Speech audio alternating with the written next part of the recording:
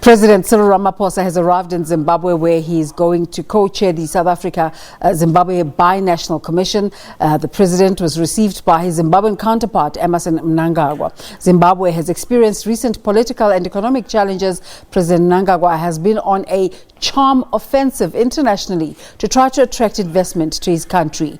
Last week, his administration received a major boost when Botswana President Mokgweetsi Masisi announced that his country will support businesses and its leaders who want to invest in Zimbabwe. It is expected that South Africa will give clarity on whether it will be able to assist Zimbabwe after the country requested financial assistance. Both countries highlighted the importance of the relationship of the two countries, which started during the struggle years. I'm cognizant that South Africa is at the height of the election season.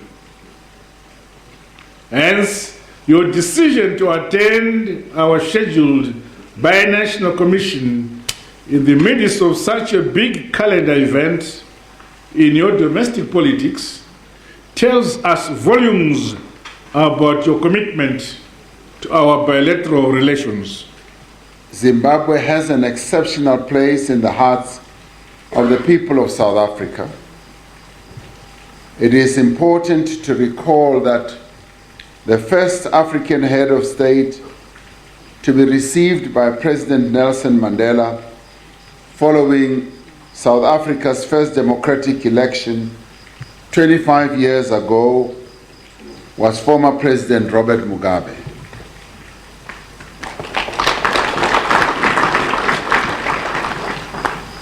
This act was a firm statement of the historical bonds between our two nations.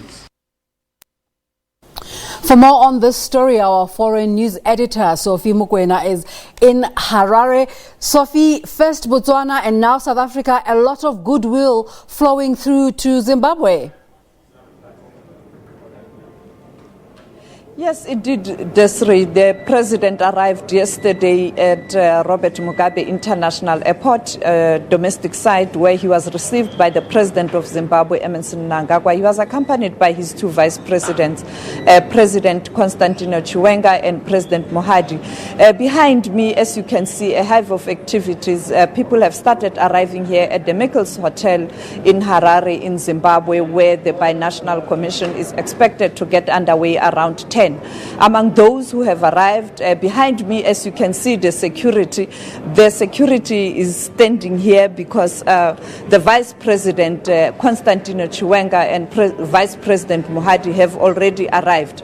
We expect the two leaders to kickstart the meeting by giving us a background of this Binational Commission that was started in 2015, and as you heard earlier on, that 45 agreements have been signed. But the real question is, has there been any implementation in terms of those agreements? Because sometimes you find a situation where you have these meetings, but in terms of implementation, it's zero. And yesterday, President Mnangagwa touched on that, saying that it cannot be business as usual. It can't just be a meeting where leaders are just talking. The implementation is critical.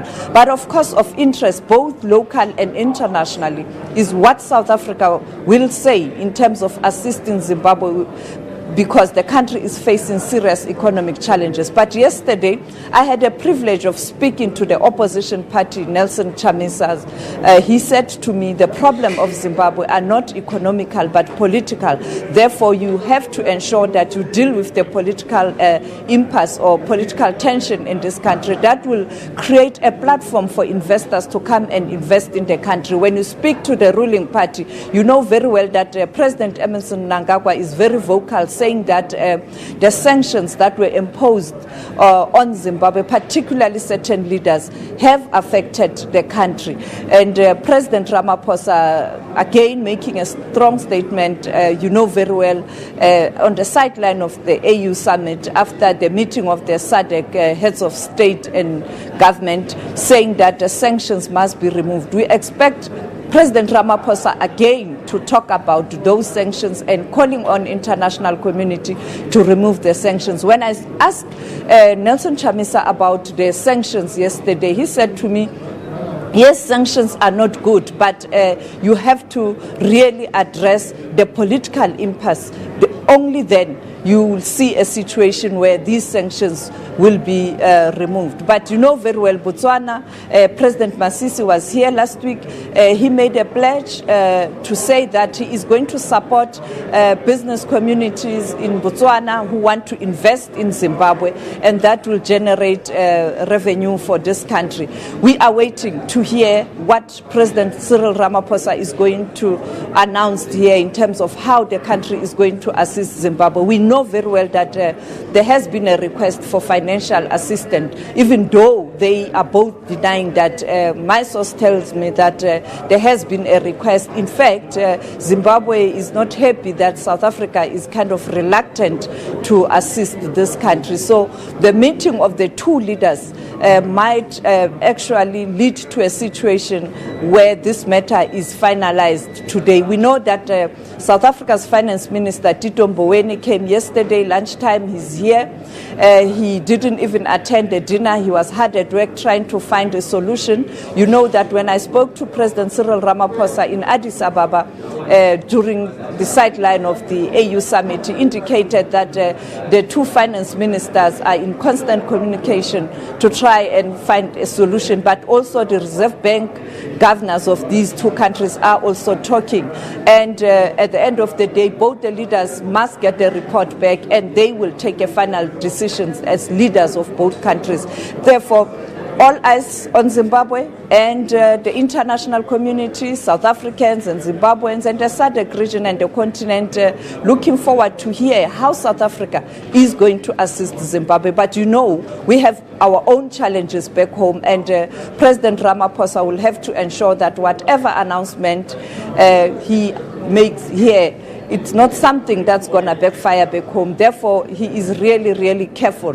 And I think with Finance Minister Tito Mboweni being here, he will be able to guide him to take a decision that is not going to cause problems back home. You know that he is on a campaign trail for the coming elections.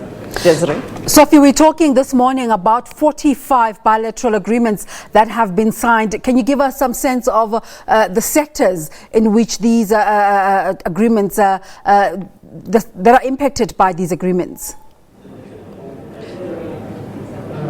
Well, it's trade and investment, around taxation, around agriculture, around security, and also around science and technology. But we expect both the Minister of Foreign Affairs, Minister Lindwe Sisulu, and Minister Moyo to really unpack the content of these agreements.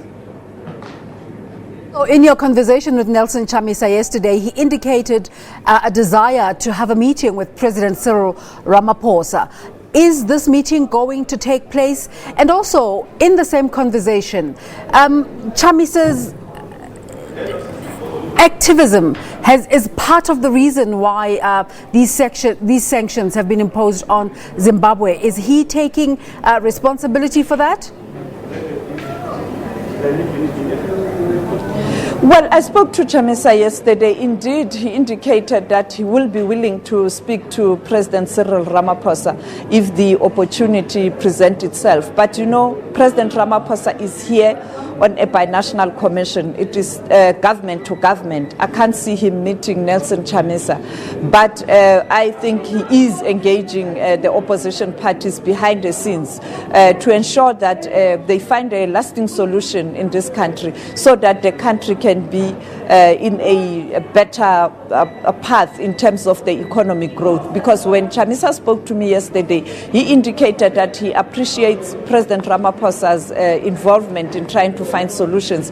And he sounds like a man who has strong confidence in President Cyril Ramaphosa. I did ask him about the issue at hand. You would recall that President Mnangagwa has requested all political parties to meet at the round table to have a discussion around the political situation in this country. But Nelson Chamisa indicated that that kind of dialogue must be chaired by an independent person. And I asked asked him specifically who that independent person should be. I even suggested or asked names in terms of the former heads of states in the SADC region and on the continent. He indicated that he has full confidence in President Cyril Ramaphosa, but the technicality might be, you know very well, South Africa is going to chair the AU next year, and therefore as a chair he can't be seen as being a mediator but also chairing, because he has to take decisions on certain issues that are likely to be presented before the AU. Secondly,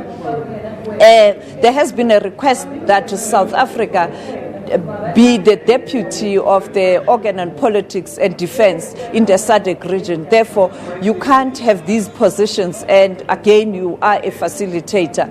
Therefore, it remains to be seen whether finally SADC and the continent will come up with a name, perhaps of a person who can assist this country. But on the other side, when you speak to ZANU-PF, they believe that President Emmerson Mnangagwa was elected legitimately, so therefore he's the head of state, and the opposition must accept first that he is the head of state, and therefore they don't see any reason to have an independent mediator. They believe that as Zimbabweans, they must come and talk and find a solution to the problems facing this country. Thank you so much. Sophie Mukwena is our foreign editor in Harare, where President Ramaphosa is co-chairing the South Africa-Zimbabwe Binational Commission. We will be following that story for you.